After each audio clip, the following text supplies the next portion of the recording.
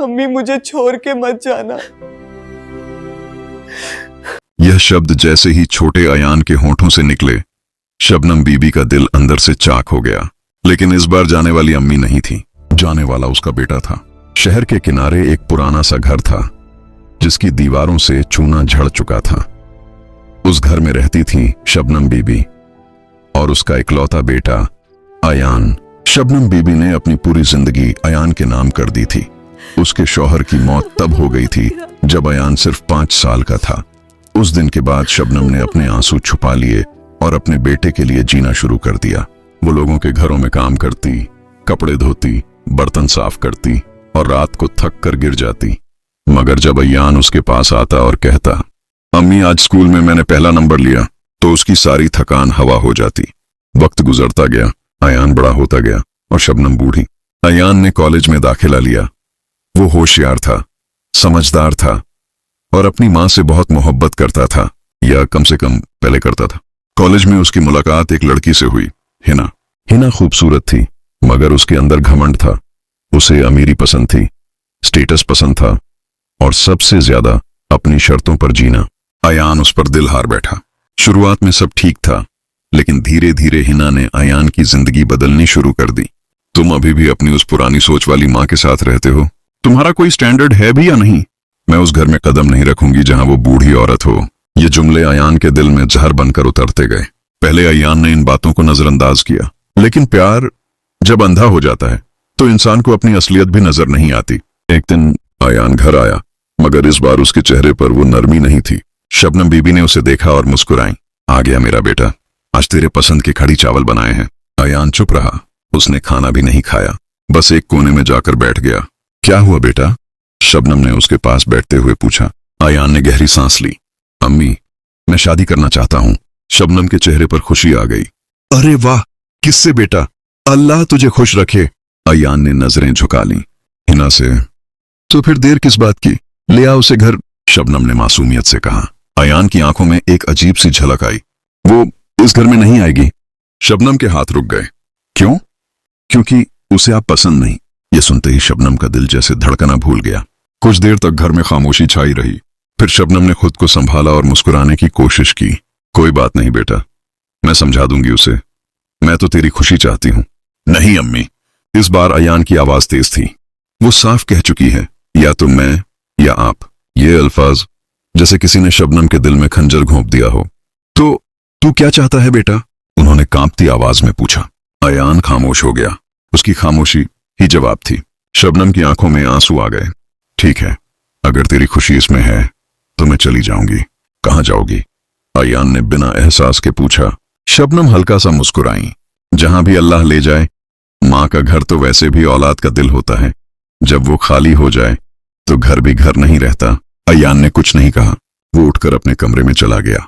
उस रात शबनम बीबी ने चुपचाप अपनी पुरानी सी संदूकची खोली। उसमें कुछ कपड़े, कुछ पुराने खत और अयान की बचपन की तस्वीरें थीं। उन्होंने एक एक चीज को ऐसे देखा जैसे आखिरी बार देख रही हूं। सुबह अयान जब उठा तो घर में अजीब सी खामोशी थी। अम्मी, उसने आवाज दी। कोई जवाब नहीं आया। वो बाहर आया। दरवाजा खुला था और चौखट पर एक चिट्ठी पड़ी थी। अयान ने कांपते हाथों से चिट्ठी उठाई। उसमें लिखा था, मेरे प्यारे बेटे अयान, तू हमेशा खुश रहना, यही मेरी दुआ है। मैं जा रही हूं ताकि तेरी जिंदगी आसान हो जाए। मुझे ढूंढने की कोशिश मत करना, क्योंकि मां कभी बोझ नहीं बनना चाहती। बस एक बात याद रखना, जब भी तू अकेला महसूस करे तो समझ लेना तेरी मां तेरे लिए दुआ कर रही है। तेरी अम्मी। अयान की आंखों से आंसू गिरने लगे, लेकिन अब बहुत देर हो चुकी थी। उसे क्या पता था कि यह जुदाई उसकी जिंदगी की सबसे बड़ी सजा बनने वाली है। घर वही था, दीवारें वही थीं, दरवाजा वही था, मगर अब उस घर में घर जैसी कोई चीज नहीं बची थी। अयान चौखट पर खड़ा था, हाथ में अपनी मां की वो चिट्ठी पकड़े और आंखों से आंसू लगातार गिर रहे थे। अम्मी, आपने ऐसा क्यों किया? उसकी आवाज भर्रा गई, लेकिन जवाब देने वाला अब कोई नहीं था। कुछ देर बाद उसने खुद को संभाला। ये सब ठीक है, वो कहीं पास ही होंगी, नाराज हैं बस। उसने खुद को तसल्ली दी, मगर दिल के किसी कोने में एक डर जन्म ले चुका था। उसी दिन अयान ने हिना को फोन किया। हिना, अम्मी घर छोड़कर चली गई हैं। कुछ पल खामोशी रही, फिर उधर से आवाज आई, तो इसमें रोने वाली क्या बात है? यही तो हम चाहते थे। अयान चुप हो गया। उसके अंदर कुछ टूटा, मगर उसने उसे नजरअंदाज कर दिया। कुछ ही दिनों में शादी हो गई, घर सजाया गया, रोशनी लगी, मेहमान आए, मगर उस घर की एक दीवार अब भी सूनी थी। वो कोना जहां शबनम बीबी बैठकर अयान का इंतजार करती थी। शादी के बाद शुरुआत में सब अच्छा लगा, हिना की बातें, उसका अंदाज, उसका साथ। अयान को लगा उसने सही फैसला लिया, लेकिन खुशियां ज्यादा दिन टिकती नहीं जब उनकी बुनियाद किसी के दिल पर रखी हो। धीरे धीरे हिना का असली रंग सामने आने लगा। ये घर इतना छोटा क्यों है? तुम्हारी सैलरी इतनी कम क्यों है? मेरी फ्रेंड्स के हस्बैंड्स देखे हैं तुमने? हर दिन एक नया ताना, हर रात एक नई बहस। अयान पहले चुप रहता, फिर समझाने की कोशिश करता, लेकिन हिना को सिर्फ शिकायत करनी आती थी। एक दिन अयान काम से थका हारा घर आया। उसने दरवाजा खोला तो देखा घर बिखरा पड़ा था और हिना फोन पर हंसते हुए बात कर रही थी। ये क्या हाल बना रखा है घर का? अयान ने धीमे से पूछा। हिना ने फोन काटा और गुस्से से बोली, मैं तुम्हारी नौकरानी नहीं हूं। अयान ने गहरी सांस ली। मैंने बस इतना कहा कि बस मुझे मत सिखाओ क्या करना है। ये वही अयान था जो कभी अपनी मां के सामने ऊंची आवाज में बोलता तक नहीं था। अब वो खुद रोज चिल्लाने लगा था। रात को जब सब शांत हो जाता, अयान अपने कमरे में लेटा छत को देखता रहता और अचानक उसे एक आवाज सुनाई देती, अयान खाना खा ले बेटा। वो झटके से उठ बैठता। कमरे में कोई नहीं होता। उसका दिल जोर जोर से धड़कने लगता। उसे अपनी मां की याद आने लगी थी। वो रसोई में गया, खाली बर्तन पड़े थे। उसे याद आया कैसे शबनम बीबी हर रोज उसका पसंदीदा खाना बनाती थी, कैसे वो उसके सिर पर हाथ फेरती थी, कैसे वो उसके आने से पहले दरवाजे पर खड़ी होती थी। उसकी आंखों से आंसू बह निकले। अम्मी, आपने मुझे अकेला क्यों छोड़ दिया? लेकिन सच्चाई ये थी कि अकेला उसने खुद को किया था। दिन गुजरते गए और हालात बदतर होते गए। अयान की नौकरी पर भी असर पड़ने लगा। वो ध्यान नहीं दे पा रहा था, बार बार गलतियां करता। एक दिन उसके बॉस ने उसे बुलाया। अयान, ये क्या हो रहा है? तुम पहले बहुत अच्छे थे। अयान चुप रहा। अगर ऐसा ही चलता रहा तो हमें तुम्हें निकालना पड़ेगा। ये सुनकर अयान के पैरों तले जमीन खिसक गई। घर में सुकून नहीं, बाहर इज्जत नहीं और दिल में चैन नहीं। उस रात अयान देर तक जागता रहा। अचानक उसे वो चिट्ठी याद आई। वो दौड़कर गया और संदूक से चिट्ठी निकाली। उसने आखिरी लाइन पढ़ी, जब भी तू अकेला महसूस करे तो समझ लेना तेरी मां तेरे लिए दुआ कर रही है। अयान फूट फूट कर रो पड़ा। अम्मी, मैं गुनाहगार हूं। उसका दिल पहली बार पूरी तरह टूट चुका था, लेकिन अभी सजा बाकी थी। अभी उसे उस दर्द का एहसास होना बाकी था जो उसने अपनी मां को दिया था।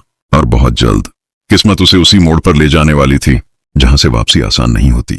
उस रात के बाद अयान बदल चुका था। वो अब पहले जैसा नहीं रहा था। न उसकी आंखों में वो चमक थी, न उसके चेहरे पर वो सुकून। हर वक्त बस एक ही ख्याल उसके दिल में गूंजता रहता, अम्मी कहाँ हो आप? सुबह होते ही उसने फैसला कर लिया, मैं अम्मी को ढूंढूंगा, चाहे जहां भी जाना पड़े। उसने हिना को बताया, मैं अम्मी को ढूंढने जा रहा हूं। हिना ने तंज भरी हंसी हंसी। अब याद आई मां, जब वो थी तब तो निकाल दिया था। अयान ने इस बार कोई जवाब नहीं दिया, बस चुपचाप घर से निकल गया। उसका पहला कदम था वो पुरानी गली जहां उसका बचपन गुजरा था। हर मोड़, हर दीवार, हर दरवाजा उसे उसकी मां की याद दिला रहा था। वो उसी पड़ोसी के घर गया जहां शबनम बीबी अक्सर काम करती थी। आंटी, अम्मी यहां आई थी क्या? पड़ोसन ने उसे देखा और आंखें झुका लीं। बेटा, वो उस दिन आई थी। अयान की सांस रुक गई। फिर उन्होंने बस इतना कहा, अब मैं यहां नहीं आऊंगी। मेरा बेटा अब बड़ा हो गया है, उसे मेरी जरूरत नहीं। ये सुनकर अयान का दिल जैसे टूटकर बिखर गया। उन्होंने कुछ बताया नहीं कहां जाएंगी? पड़ोसन ने सिर हिला दिया। नहीं बेटा, बस जाते वक्त बहुत रो रही थी। अयान की आंखों से आंसू बह निकले। वो वहां से निकला और हर उस जगह गया जहां उसकी मां का कोई रिश्ता था। मस्जिद, पुराना बाजार, वो रास्ता जहां वो साथ चला करते थे, मगर हर जगह एक ही जवाब मिला, नहीं पता। दिन गुजरते गए। अयान की हालत खराब होती गई। वो खाना भूल गया, नींद भूल गया, बस एक दीवानगी थी अपनी मां को ढूंढने की। एक दिन थका हारा वो सड़क किनारे बैठ गया। उसकी आंखों के सामने अंधेरा छाने लगा। तभी एक बूढ़ी औरत उसके पास आई। बेटा, ठीक हो? अयान ने सिर उठाया। उस बूढ़ी औरत के चेहरे पर अजीब सी ममता थी। मैं अपनी मां को ढूंढ रहा हूं, उसने टूटती आवाज में कहा। बूढ़ी औरत ने उसे गौर से देखा। नाम क्या है तुम्हारी मां का? शबनम। ये नाम सुनते ही औरत की आंखों में हल्की सी पहचान की चमक आई। क्या वो दुबली पतली, सफेद बालों वाली, हमेशा दुपट्टा सिर पर रखती हैं? अयान की सांस रुक गई। हाँ हाँ, वही हैं। मैंने उन्हें देखा है। अयान खड़ा हो गया। कहाँ? शहर से थोड़ा दूर एक पुराने बस अड्डे के पास अयान बिना कुछ सोचे दौड़ पड़ा। उसके कदम कांप रहे थे, दिल जोर जोर से धड़क रहा था। अम्मी, बस एक बार मिल जाओ। वो बस अड्डे पर पहुंचा, चारों तरफ नजर दौड़ाई। वहां बहुत से लोग थे, कुछ बैठे हुए, कुछ सोते हुए, कुछ भीख मांगते हुए। और फिर एक कोने में उसे एक जाना पहचाना सा दुपट्टा दिखा। उसका दिल धड़कना भूल गया। वो धीरे धीरे उस तरफ बढ़ा, हर कदम जैसे भारी हो गया था। अम्मी, उसकी आवाज कांप रही थी। वो औरत धीरे से मुड़ी और जैसे ही अयान ने उसका चेहरा देखा, उसकी दुनिया थम गई। वो शबनम बीबी थी, मगर वो वैसी नहीं थी जैसी वो छोड़कर आया था। उनका चेहरा सूख चुका था, आंखों के नीचे गहरे काले घेरे, हाथ कांप रहे थे और वो जमीन पर बैठी थी, एक पुरानी सी चादर में लिपटी हुई। अयान के पैर वहीं जम गए। अब अम्मी, शबनम बीबी ने उसे देखा। पहले तो पहचान नहीं पाई, फिर अचानक उनकी आंखों में आंसू आ गए। अयान, बस ये एक शब्द और अयान उनके कदमों में गिर पड़ा। अम्मी, मुझे माफ कर दो, मैं गुनाहगार हूं। वो जोर जोर से रोने लगा। शबनम बीबी का दिल भी पिघल गया। उन्होंने कांपते हाथों से उसके सिर पर हाथ रखा। बेटा उठ जा, रो मत। अम्मी, आप यहां कैसे? आपने बताया क्यों नहीं? शबनम हल्का सा मुस्कुराई। माँ कभी अपने बच्चों को तकलीफ नहीं देती बेटा। मैं नहीं चाहती थी कि तू परेशान हो। यह सुनकर अयान का दिल और टूट गया। परेशान? अम्मी, मैं तो तब से मर रहा हूं जिस दिन आप गई हैं। शबनम बीबी ने उसकी आंखों में देखा। सच? अयान ने सिर हिलाया। तो फिर उस दिन क्यों नहीं रोका मुझे? यह सवाल जैसे अयान के सीने में धंस गया। वो चुप हो गया। उसके पास कोई जवाब नहीं था। कुछ देर खामोशी रही, फिर अयान ने उनका हाथ पकड़ा। चलो अम्मी, घर चलते हैं। शबनम बीबी ने धीरे से अपना हाथ छुड़ा लिया। अब मेरा घर कहाँ है बेटा? यह सुनकर अयान के होश उड़ गए। अम्मी, ऐसा मत कहो, वो घर आपका ही है। शबनम की आंखों में आंसू आ गए। घर वो होता है जहां इंसान की जरूरत हो, जहां उसे अपनापन मिले। मैं वहां बोझ बन गई थी बेटा। अयान फूट पड़ा। नहीं अम्मी, ऐसा मत कहो, मैं सब ठीक कर दूंगा। मगर किस्मत अभी भी पूरी तरह मेहरबान नहीं हुई थी, क्योंकि अभी एक और सच्चाई सामने आनी बाकी थी। एक ऐसा सच जो अयान को अंदर से तोड़कर रख देगा। अयान अपनी मां के सामने खड़ा था, आंखों में आंसू, दिल में पछतावा और आवाज में बेबसी। अम्मी, प्लीज चलो मेरे साथ, मैं आपको यहां नहीं छोड़ सकता। शबनम बीबी ने उसकी तरफ देखा। उनकी आंखों में ममता अब भी वैसी ही थी, मगर उसके साथ एक गहरा दर्द भी था। बेटा, मैं तेरे साथ चल भी जाऊं, मगर क्या वो घर मुझे अपना पाएगा? अयान समझ गया। वो इशारा हिना की तरफ था। मैं सब संभाल लूंगा अम्मी, इस बार मैं आपको किसी के सामने झुकने नहीं दूंगा। शबनम कुछ पल चुप रही, फिर धीरे से बोली, ठीक है बेटा, अगर तुझे यकीन है तो मैं चलती हूं। अयान की आंखों में उम्मीद लौट आई। उसने अपनी मां का हाथ थामा और उन्हें सहारा देकर घर की तरफ ले चला। रास्ते भर शबनम बीबी खामोश रहीं।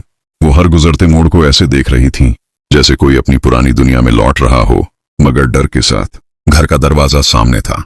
अयान ने दरवाजा खोला। हिना, देखो कौन आया है। हिना लिविंग रूम में बैठी थी। उसने जैसे ही शबनम बीबी को देखा, उसका चेहरा सख्त हो गया। ये यहाँ क्या कर रही है? उसके लहजे में साफ नफरत थी। अयान का दिल बैठ गया, मगर इस बार उसने खुद को संभाला। ये मेरी माँ है और अब यहीं रहेंगी। हिना हंसी, मगर वो हंसी तंज से भरी थी। ओह अच्छा, तो अब तुम्हें माँ याद आ गई? अयान, ये घर मेरा भी है और मैंने साफ कहा था। या वो या मैं? कमरे में सन्नाटा छा गया। शबनम बीबी ने धीरे से अयान का हाथ छोड़ा। कोई बात नहीं बेटा, मैं चली जाती हूँ। अयान ने तुरंत उनका हाथ पकड़ लिया। नहीं अम्मी, इस बार आप कहीं नहीं जाएंगी। उसने पहली बार हिना की तरफ सीधा देखा। अगर कोई जाएगा तो वो तुम होगी हिना। ये सुनकर हिना के चेहरे का रंग उड़ गया। तुम मुझे निकाल रहे हो? अयान की आवाज भारी थी। मैं अपनी मां को नहीं निकाल सकता, बस इतना जानता हूं। हिना कुछ पल उसे देखती रही, फिर गुस्से में अपना बैग उठाया। ठीक है, मैं खुद चली जाती हूँ, देखती हूँ कितने दिन ये ड्रामा चलता है। दरवाजा जोर से बंद हुआ और वो चली गई। घर में फिर से खामोशी छा गई, लेकिन इस बार ये खामोशी बोझिल नहीं थी। अयान ने अपनी मां की तरफ देखा। अम्मी, अब सब ठीक हो जाएगा। शबनम बीबी ने उसके सिर पर हाथ रखा, मगर उनकी आंखों में एक अजीब सी थकान थी। इंशाअल्लाह बेटा। दिन गुजरने लगे। शुरुआत में सब ठीक था। अयान अपनी मां का ख्याल रखता, उन्हें दवा देता, खाना बनाता, मगर शायद बहुत देर हो चुकी थी।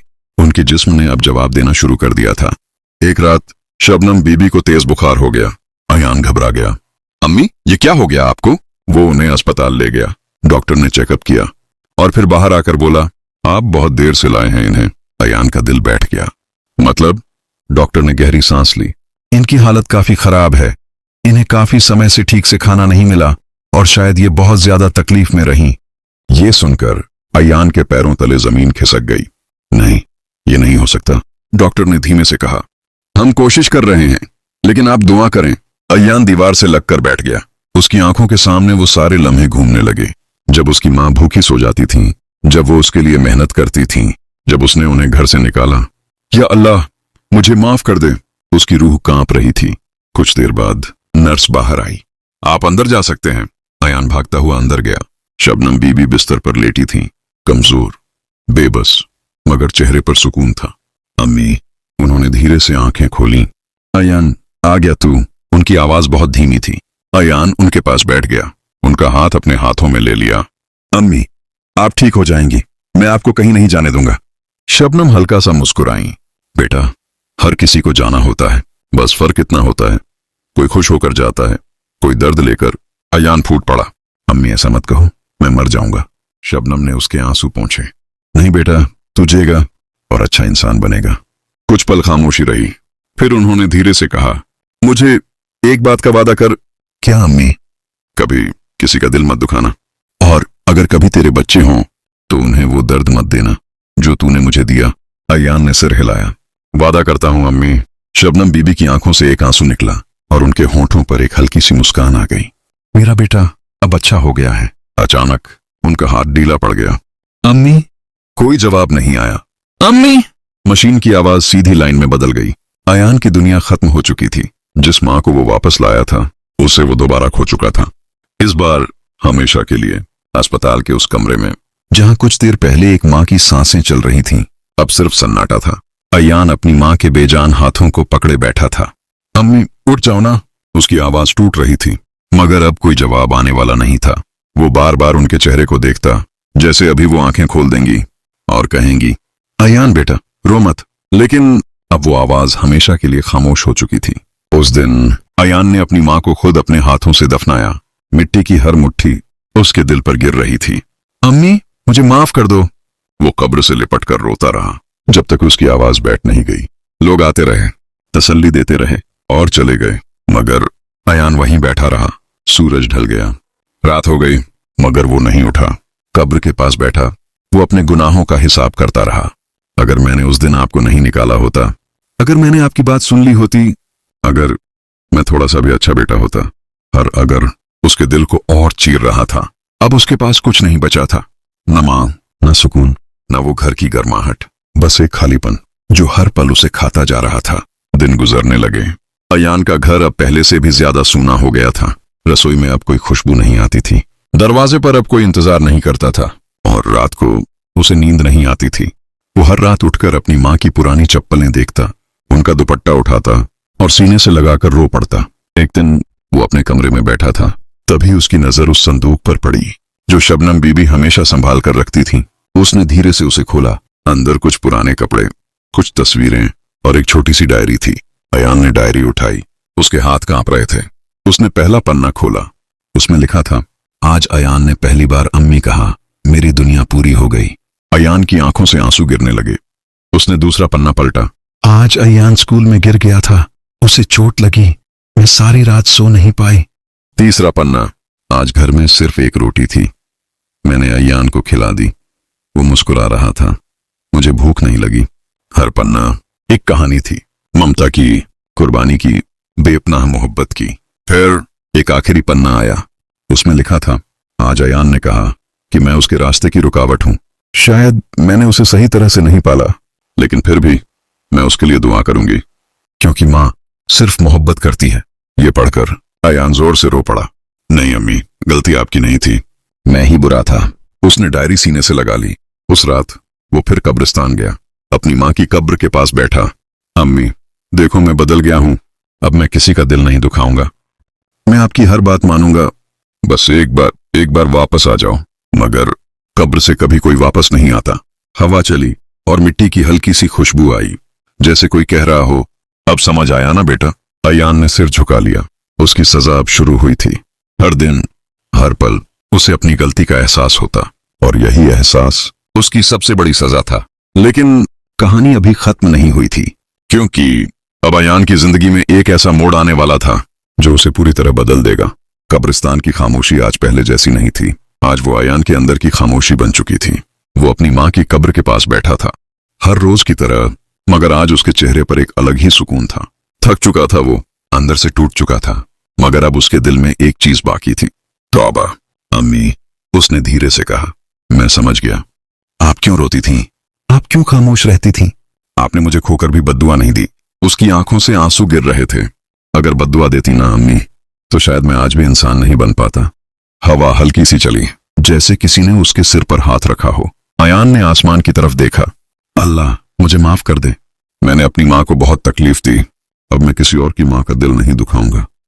धीरे धीरे उसकी जिंदगी बदलने लगी। उसने अपनी पुरानी नौकरी छोड़ दी और गरीब बच्चों के लिए एक छोटा सा स्कूल खोल लिया। वो बच्चों को पढ़ाता और हर बार उन्हें यही कहता, अपनी माँ को कभी मत रुलाना, क्योंकि माँ की आह बहुत भारी होती है। दिन गुजरते गए, लोग उसे अब अच्छा इंसान कहने लगे, मगर अयान खुद को कभी माफ नहीं कर पाया। हर रात वो अपनी माँ की कब्र पर जाता और देर तक वहीं बैठा रहता। एक दिन बारिश हो रही थी। अयान भीगता हुआ कब्र के पास बैठा था। अम्मी, देखो मैं बदल गया हूँ। आपके बिना सब कुछ ठीक है, मगर दिल नहीं। आपकी कमी हमेशा रहेगी। उसने मिट्टी पर हाथ रखा और आंखें बंद कर लीं। अचानक उसे अपने बचपन की आवाजें सुनाई देने लगीं। अयान, खाना खा ले बेटा। अयान, गिर मत जाना। अयान, मैं तेरे साथ हूं। उसके चेहरे पर हल्की सी मुस्कान आ गई। अम्मी, आप अब भी साथ हो ना? बारिश तेज हो गई, मगर अयान वहीं बैठा रहा, जैसे अब उसे किसी चीज का डर नहीं था। कुछ देर बाद वो धीरे से लेट गया, कब्र के पास, आसमान की तरफ देखते हुए, और आखिरी बार फुसफुसाया, माँ, मैं आ रहा हूं। और फिर सन्नाटा छा गया। कहते हैं उस दिन के बाद कब्रिस्तान में हर रात एक हल्की सी रोशनी दिखती है, जैसे कोई माँ अपने बेटे के सिर पर हाथ फेर रही हो और उसे माफ कर रही हो। अंतिम संदेश, माँ सिर्फ जन्म नहीं देती, वो हर गलती के बाद भी दुआ बनकर साथ रहती है।